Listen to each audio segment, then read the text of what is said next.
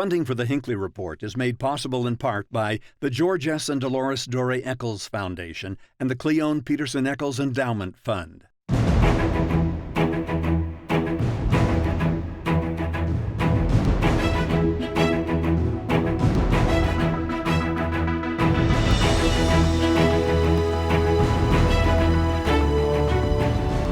Good evening, and welcome to the Hinckley Report. I'm Jason Perry, Director of the Hinckley Institute of Politics.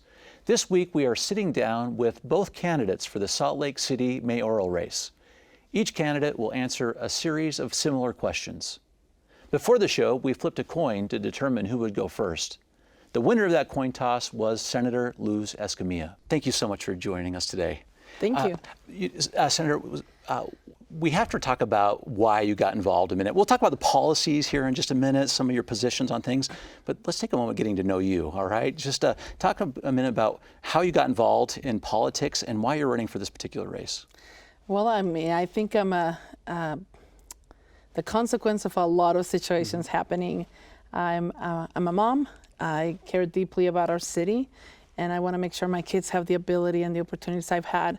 I was welcomed by Salt Lake City as a new immigrant to this country, as a new American in 1996, which I just disclosed my age, but that's okay. They have to do the math. So yeah, it's okay. They have to do the math. I came here to school, to the University of Utah, which is why I love this campus. Came here pursuing an American dream. A lot of it was my parents' dreams, my dad specifically. And things are starting to be very clear about disparities, about how sometimes your zip code determines how good of outcome you will have in your life. And I wanted to change that. I wanted to do more. I started teaching classes for limited English proficient children. I was a tutor during my time at the University of Utah as a student. Started getting activated on issues and organizing communities to have a voice in the legislative process, which is where everything started for me. And then had a great opportunity, which we share that, of working with then Governor John Huntsman Jr. That gave me this bigger ability to understand not only the legislative process, but the executive branch process. And from there, I wanted to have a stronger voice to represent my district and my community, and that's when I ran for office in 2008 and got elected to the Utah State Senate. So that's kind of like a little bit of how it got me there, but I've been involved in so many issues, from healthcare-related issues, education, domestic violence, people with disabilities, veterans issues. All of them have been part, because all I want to do is make sure that there's a level of justice to process and that everyone has the same opportunities. Okay, so this role as mayor, you have an opportunity now to meet with a lot of members of the legislature. Your colleagues currently, that relationship has not always been so great. In fact, we saw a lot of this with the inland port. Talk about those relationships and your experience and how you see that relationship going forward with you as the mayor. I think that's actually one of my biggest assets coming to this race, is the ability to understand how things happen and how things are done at the state legislature. I've been there for 11 years. I have a successful track of passing meaningful legislation that impacts the lives of people because I've built relationships. So I'm a true believer in relationships, and I think that people, we may agree to disagree in a respectful manner. So I want to change that. I want to have a buy-in from the state capitol about the capital city. I want to make sure my colleagues understand how important it is to invest in a good and strong capital city, Salt Lake City. And that's what I want to do. The way we solve our problems, which I'm sure we'll get to, is going to be through collaboration. We don't do this alone at Salt Lake City. Our taxpayers base cannot handle this. It's very expensive.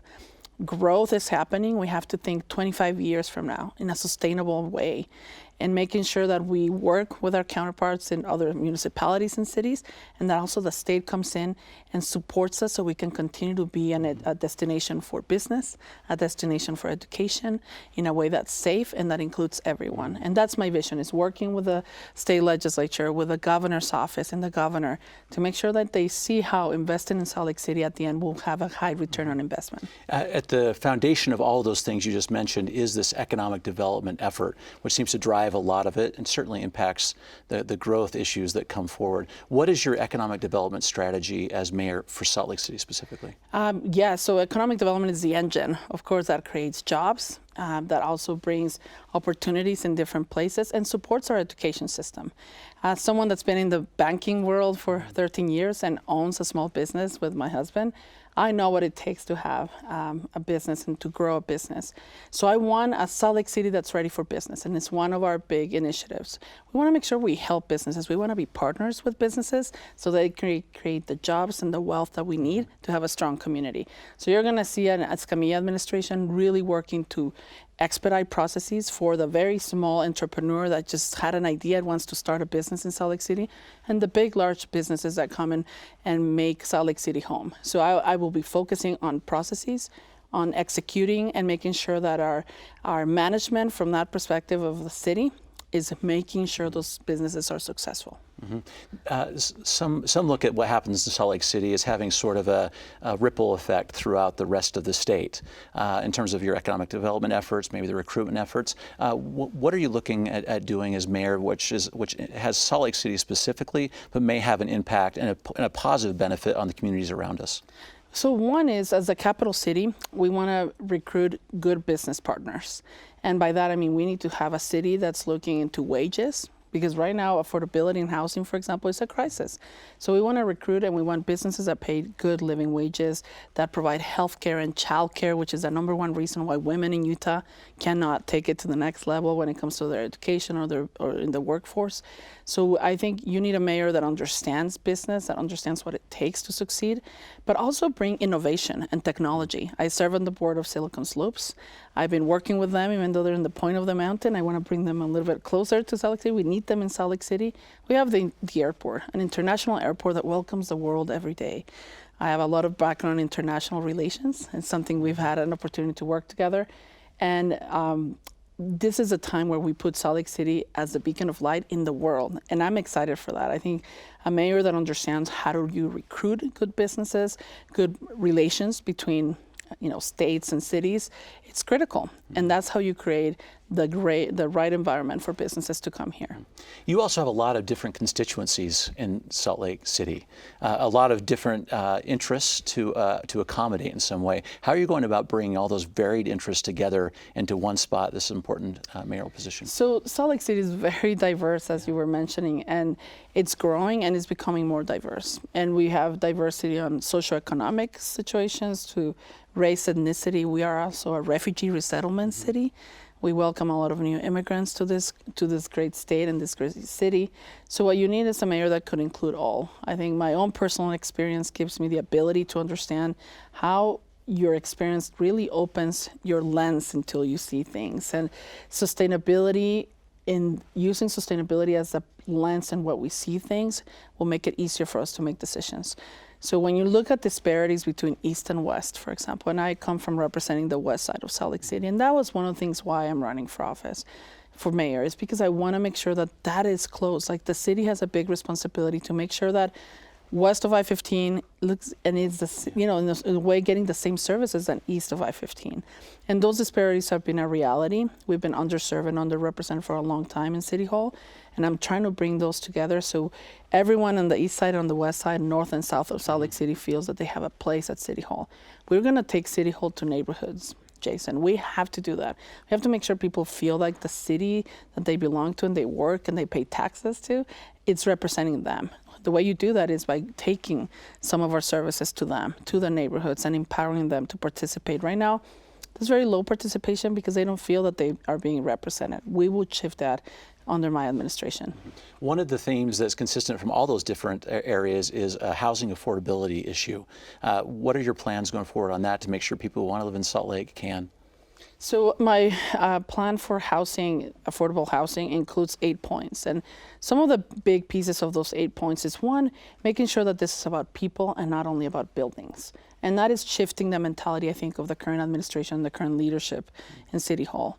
We need to work with those developers that are interested in developing for all Salt Lake City residents, not only low-income housing, but also the middle class that sometimes is being shifted. So you get into market rate, but then you leave out this community that's working that may not qualify for the low-income component, but still wants to live in Salt Lake City. And we're seeing more people leave Salt Lake City because they can't afford it. So it's sometimes an issue of perception when you think about affordability. So we're going to be shifting that. We have very specific plans of utilizing our own inventory of buildings and places where Salt Lake City Corporation owns and making sure we're developing those areas. But we're also developing neighborhoods and communities, one house, one home, one apartment at a time. I've been working with NeighborWorks and getting a bigger piece of their vision of Salt Lake City, and they've been doing great work, and they do it one block at a time, 3 homes at a time, and they're creating neighborhoods that way. I think not everything is going to look the same in Salt Lake City. We clearly have different communities across the city. That's the beauty of Salt Lake, but you cannot have only low-income housing on one part of the city. We need to share all of them and make sure that we're inclusive as we continue to move forward. But I invite them to come to our website and see of the 8 specific points. We need to move into more net zero development. So we're also, being very proactive with regards to air quality and environment. We'll talk about that for just a moment. The plan for air quality, what's next? Air quality, we're not going to solve it alone. We are part of a bigger, community as a city. And so 2 things is addressing transportation. So our mass transit plan, it's actually a good plan that the city has been working. This administration did a good job. Let's continue that implementation, but we need to be more intentional about the accessibility, the convenience of our public transit and our public mass transit, and we're not there yet. Yeah, we're increasing more rights and more opportunities for people, especially on the west side, where they have been disproportionately left behind when it comes to access. But we need more. Affordability obviously is critical, but even if it's affordable, even if it's free, if it's not convenient and accessible, we're not going to make people get off the vehicles and cars into other type of transportation. Safety on the roads is critical. We want more people using, other types of active transportation, whether it's walking, bicycles, or scooters. You have to make them safe. Right now, our safety is not that good. We don't have a great record when it comes to safety. So let's make those roads more safe. Let's have sharing the roads between cars, motorcycles, bicycles. It will take also some education changes and some cultural changes as a community. We need to have a mayor in a city that's on the time talking about this and shifting ways of removing us from cars. And, cars is maybe more convenient, but we are hurting our environment, and the congestion is also creating a problem. In the last couple of seconds we have, we talk about these policies, and people call me and they say, I understand some of the nuances of the policies, but maybe beyond the policies, the difference between you and your opponent in this particular race, just in a couple of seconds there. Absolutely. What do you bring that is so unique? For me, 3 things. One is our experience. Our experience in the private sector, in the public sector, in the nonprofit sector. Real work experience is critical. You're going to be a strong city mayor. You're managing a 3,000 individual corporation. You want someone that's done that before, that has managed people before, that has been in the executive branch. We've had a chance to do that before. And then in the nonprofit sector, I work in the nonprofit sector as well. But also my 11 years of legislative experience, I think, is critical. My record working with people, building consensus, and my reputation. I think those are the 3 things. I'm encouraging people to visit our website and see the difference between our experience, our record, and our reputation, and hopefully get their vote. Very good. Thank you so much for this. This is candidate for mayor, Senator Luz Escamilla. Thank you. Thank you. Election day is November 5th, but early and mail-in voting has begun in certain cities. For more information on your local elections, please visit elections.utah.gov. Joining us now is Councilwoman Erin Mendenhall, candidate for Salt Lake City Mayor. Erin, thank you so much for being with us today. It's a pleasure. Thanks for having me. Well, we're going to get into some policies and some of the direction you want to take the city, but I think people should really get to know you a little bit too. So maybe tell us how you got involved in politics, why you did it, and why you stayed, and why you're running for mayor. Sure. I think like a lot of Salt Lake City people, I came to Salt Lake City because I was drawn to the culture and the community that I think is a very intentional two-dimensional community we live in here. Sometimes I characterize this as the political pendulum swing from the rest of the state, but I think it also cultivates a really unique sense of community, neighborhood, and a place where people are invested in what happens here. So I came here right after high school. I grew up in Sandy and went to Alta and went to the University of Utah for my undergraduate and eventually for my master's degree as well. I got into politics really through working on air quality about a dozen years ago when my first child was born. And I've said a couple times that it's sort of like when you watch an old movie that you loved before you had kids and sit down with your kids and watch it and think, oh my gosh, I forgot about all of that. And you see it through new eyes. That's how our air pollution became to me once I held that first beautiful baby in my arms and thought, oh my gosh, how can I do nothing and raise you in this place that can harm you? So I got to work on air quality and work through nonprofit, community organizing, and then working with the legislature to try to make some meaningful change on air pollution. One of the things you'll have to do is work with the legislature. You have the inland port, you got numerous other issues coming forward. That relationship has not been the greatest for a little while. I know you weighed in on it during the last legislative session. Talk about what your plan is going forward with working with the legislature, the governor, these key stakeholders that have something to say about your city. Yeah, I think you saying that just for the last little while it hasn't been that good is generous of you, Jason. It's been tough for decades, and being that political pendulum swing, I'm tired of us electing people to Salt Lake City leadership who I think we just want to walk up there and pop the state in the nose. We are not getting what we should as the capital city by having such a cantankerous and unworkable relationship with the state.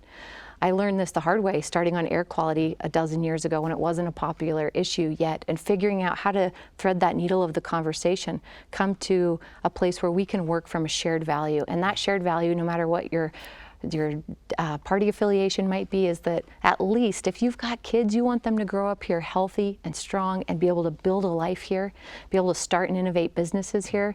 At least there is a beginning of a foundation where we can work together. And I've been able to do that on air quality before my time on the city council and since, but also on really sensitive issues like the inland port, where our mayor walked away in frustration in 2018, left us with nothing, and left the state with the atrocious piece of legislation they'd passed that steals much of our tax increment and our land use authority. I walked us back as a city, negotiated with the state, and resulted in some improvements. Are we done with it?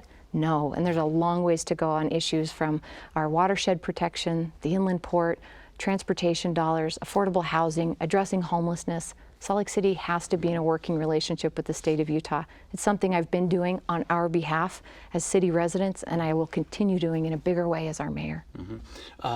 I want to get into a couple of those policy issues here in a moment, but at the heart of a lot of those is the economy itself, the economic development efforts of Salt Lake City. Your thoughts about how you will kind of have a smart growth approach to Salt Lake City, the kind of businesses you're recruiting, and the tax base itself? That is a perfect segue, because in order to get what Salt Lake City values and desires in terms of air quality and diversity and affordable housing, even public transportation, we've got to make the business case with the state, with private investment, with other government entities in order to bring them to the table, so it isn't just Salt Lake City taxpayer dollars doing that work. Part of making the business case and the opportunity is the incredible amount of growth that we're experiencing in Salt Lake City. You know that we've been adding more affordable housing, but more housing period than any other city in the state for a number of years. We're continuing in the pipeline to see that kind of growth happening. So how we grow matters, and the businesses that we attract here with intention and invest in as a city matter. I would like us to see more partnership with the university and the business community, Salt Lake City, to say, how do we grow a tech ecosystem here? The tech industry is the highest paying, fastest growing industry in the state, and those cities are preempted from being able to affect minimum wage in the state of Utah. We can get at livability and affordability by looking at what are the businesses we're bringing here, and do they share the values that we have around access and opportunity, sustainability, diversity. And the tech sector uniquely aligns with Salt Lake City's values in a big way. So, how do you bring those things together on that affordable housing issue? Absolutely, because if we're going to grow a tech ecosystem, we have to grow our affordable housing congruent to that kind of momentum. We don't want to end up like other cities that lose that missing middle of housing and lose the accessibility. I led the $21 million that the redevelopment agency put together about 3 years ago for affordable housing. I understand the city's budget. I understand the redevelopment agency tools and its budget and how we convene force like no city has ever done in the state of Utah to put that kind of momentum together. But it's also about ongoing funding for our housing programs. How do we help people get in housing? And then how do we help them stay there so they don't have to become homeless in order to put their lives back together when a crisis falls? So working with the tech sector, who also, of other industries, who also needs a diversity of talent pool. We've got incredible amount of educated folks coming out of the University of Utah, where we sit today, and our other universities. But we also need a spectrum of talent. Not all of those workers need university degrees, and they need to be able to live, work, play near Salt Lake City. So growing with that industry, their intentions also need a robust workforce with the diversity of talent. That makes me need to really ask about that very diverse population you have in Salt Lake City. How do you approach your position as mayor, making sure you accommodate all these very different interests and different places of need and desire for the city? I'll say at a 5,000-foot level, I think that the role of mayor is really about convening, amplifying, and getting something better than we would have if we hadn't set the table for a good conversation. I think about it like the pinch point in an hourglass. There's the administering of the city, $330 million budget, over 3,000 employees, all of the programs and services we run, and then there's all of the relationships and potential that can come into the city, and the mayor's got to be able to work both ways on that hourglass approach, so to speak. So how do we serve a diverse population? Well, it's partially about bringing in the right kind of partnerships and opportunities, like growing our public transit system. We know that the average household spends 20% of its income on transportation costs. So when I talk about growing public transit, which I think is an appropriate role for a city to lead out on with a private investment community, to say we're going to build public transit because it helps our economy, it's going to serve you as a private investor, but it's also going to help the affordability of residents across our city. It's going to affect our air quality. We need that bus fleet to transition to an all-electric fleet. We've got to have the vision, really, to pull through all of these opportunities and connect them to the diverse community that we have here in Salt Lake City, so we aren't running people out as we grow as a city. We aren't making it so impossible to afford to live here that they have to leave. One corollary to that, these people who are living here are very interested in air quality. You touched on this just a moment ago. Your plans going forward on air quality, how are you going to tackle it? That is my favorite subject, and I've mentioned it's the lens through which I see all of these issues that we can talk about. To go through quickly, there are things that the mayor can do, and if we start at this high level, if we want to talk about climate change, which I think is the biggest issue facing our worldwide community right now, we're talking about carbon production. And as you know, our next mayor will be negotiating with Rocky Mountain Power for our upcoming renewal of the franchise agreement. That negotiation will entail how fast Salt Lake City gets renewable energy, 100% net renewable energy into Salt Lake City. Right now we're set for 2030. We know we need it here faster. So that negotiation, I want to be the lead for Salt Lake City as we talk to Rocky Mountain Power about getting renewables in here. And that's at the climate change level, because those coal-fired power plants aren't here in Salt Lake City.